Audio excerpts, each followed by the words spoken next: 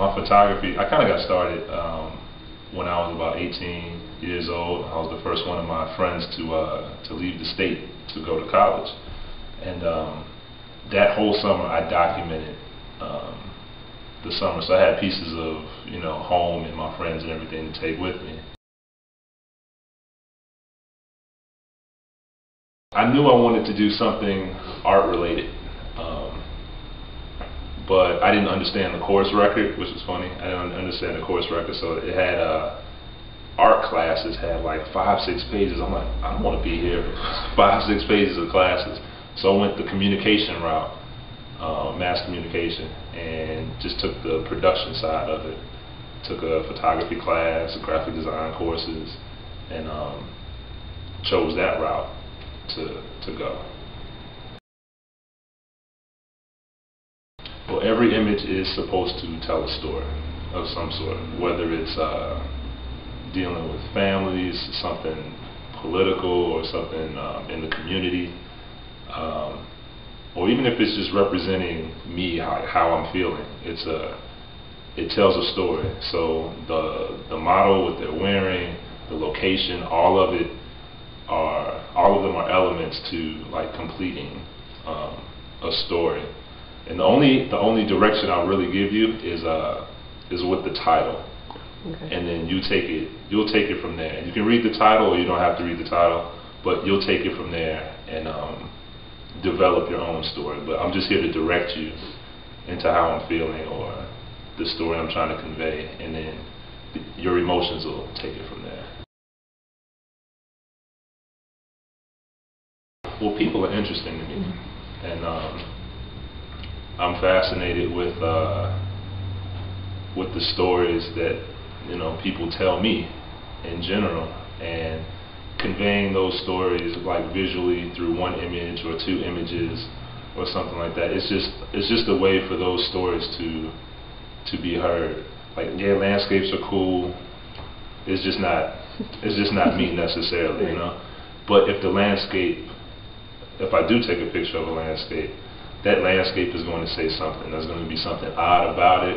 It's going to make you think, ponder, drag a friend over, point and look and like, well, what was he thinking? What's the title? And then hopefully the title will help direct you into what I was trying to achieve. It actually all over the place. It just kind of depends on which one comes first. Like, I may see a very interesting or photogenic person, or someone with a lot of character, and I'll look at them and say, you know what?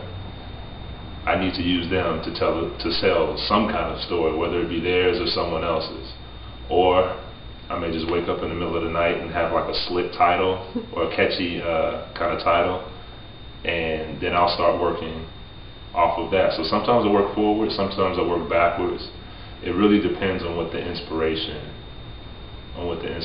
is. Sometimes I'll take the picture just by having a concept, and then I'll come up with the title after it, or pull elements from the actual photograph to come up with my title.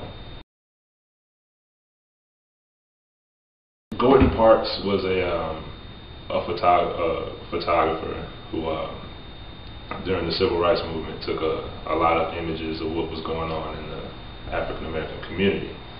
And just through those images and his ability to tell the story through those images really touched me and inspired me definitely to go the storytelling route.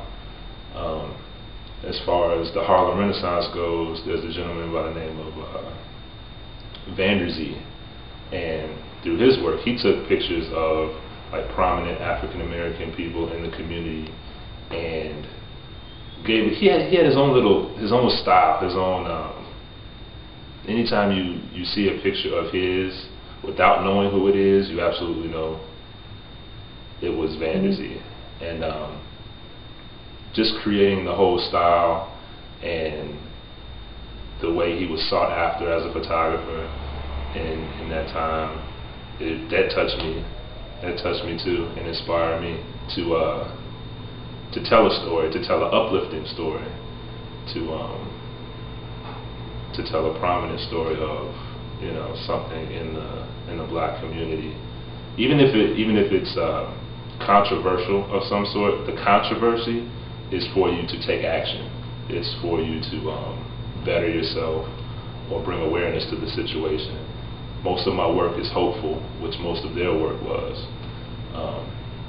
Even if it captured tragedy or sorrow or something like that, it was still a motivator, at least to me, to inspire like future action, further action, being a better person, making a difference, something along those lines. I started out shooting 35mm. That's what I learned on, and as I got older, I went to graduate school in Savannah, Georgia, at the Savannah College of Art Design, and through there I took like 2 more classes where I learned like medium format, large format, and when I was taking medium format, I kind of got attracted to the square format, and because the camera I had was, you know, shot in a square, and I just kind of ran with that, trying to give myself something for my work to be known by. Like all I shoot is in a square format. Even if I shoot 35mm or wide frame, I still crop to a square, and that kind of helps me focus, and I don't know, just kind of helps me make a name for myself, or an element to contribute to my style of photography. So you can always look forward to the square. But as digital has gotten better, I switched to digital photography. Most of the prints you see behind me are metallic prints. And it's just me playing around with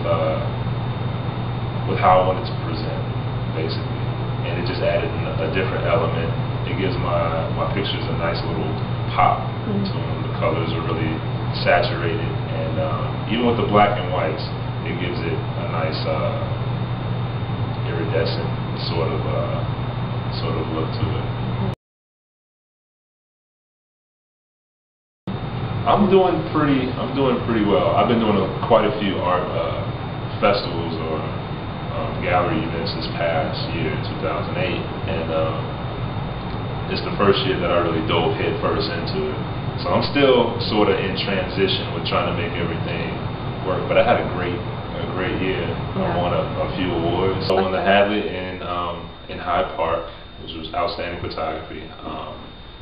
In Bucktown, I won one of the Best in Show awards, and around the Coyote, I won a Curator's Choice. So it's been a good year. Well, I just wrapped up the new 2009 calendar. The calendar is a piece that I've been producing forever since undergrad, so this is my 9th one. So it's kind of become somewhat of a tradition. I have a nice little following that looks forward to it every year. Okay. And so I just wrapped that up. I have a big tour in Florida for the next 2 months. Just because as far as the art festival, street festival scene here in Chicago is pretty dead during the winter because of, you know, obviously the snow and the cold. And the hot place to be is in Florida. So I'll spend my weeks in Miami, and then wherever the shows are during the weekends, I'll travel there, come back, and that'll happen for about 2 months or so. I got in SCAD, I got my MFA in graphic design, so I'm an art director / designer, and I'll forever be that. And when things are slow, as far as the photography or the shows or things like that, then I'll pick up some work as an art director or designer, and it's been going pretty well. Yeah. The photography is absolutely, like, it's taken off.